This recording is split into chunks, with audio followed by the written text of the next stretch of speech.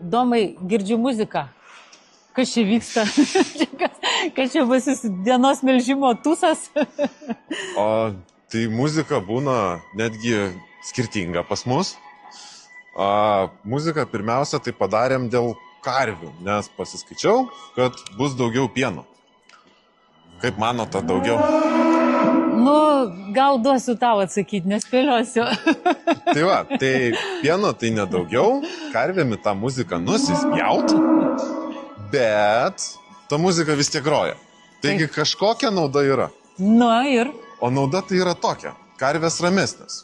Vėlgi, kaip ir sakiau, karvėm ant muzikos nusispjaut, tai kodėl jos ramesnės? Todėl, kad muzika veikia žmonės. O žmonės dirba su karvėm. Ir kai ramesni žmonės, tada ramesnės karvės. Kai ramesnės karvės, tada ramesni žmonės, nes lengviau su tom karvėm. Ir tas toksai, jo. Užburtas ratas gerąja prasme. Jo.